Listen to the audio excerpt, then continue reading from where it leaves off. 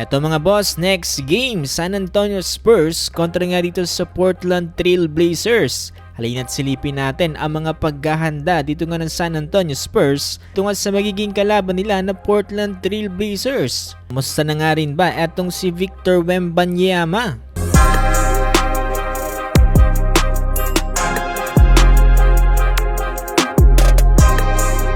Eto mga boss, Game 1 dito nga sa pagitan ng San Antonio Spurs kontra nga dito sa Portland Trail Blazers. Mabigat-bigat ang makakaharap dito nga ng Portland dahil ikalawa lang naman dito sa Western Conference kanila makakaharap sa first round at ito ngay walang iba kundi itong San Antonio Spurs. Dalawang beses na nagharap nitong NBA regular season etong ang Portland Trail Blazers at itong San Antonio Spurs. Una sila nagharap nitong nakarang January 4 na kung saan tinalo ng Portland etong Spurs sa final score na 115-110. At itong nakarang April 9 ay nakabawi naman itong San Antonio Spurs matapos nilang talunan itong Portland sa score na 112-101. Ang parehong larong to mga boss ay hindi nakapaglaro itong si Victor Wembanyama. Ay naman extra challenge para sa Portland dahil ito ang kanilang first time nakakaharapin itong si Victor Wembanyama this NBA season, kung saan kakapagaling lang mula sa kanyang injury na left rib contusion. Matchup nga na to ay tinatawag ng ilan na isang classic underdog versus contender series. Itong San Antonio Spurs ay mayroon nga daw talent and momentum samantalang etong Blazers naman ay nakarely on effort, teamwork, and momentum from the play-in.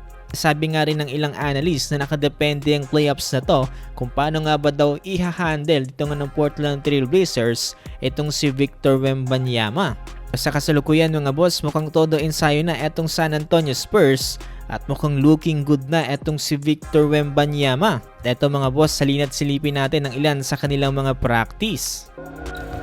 We've got a lot of good work in, a lot of great practice, reps, watching film. Everybody's a little more locked in. Everybody's a little more involved, you know. Vibes are high. Everybody's still coming out and we're still having fun. We don't want to change who we are. We just want to do what we do better and do what we do with more physicality, faster. I say be the same team. We got the number 2 seed for a reason. You don't want to change who you are. We've been talking about it over and over. Even we were talking about it this morning, but it's just good to be in this position, not only just for us, but for the community and for the fans that's been here and kind of been waiting. It's been a long time overdue, but we're here, we're ready to go.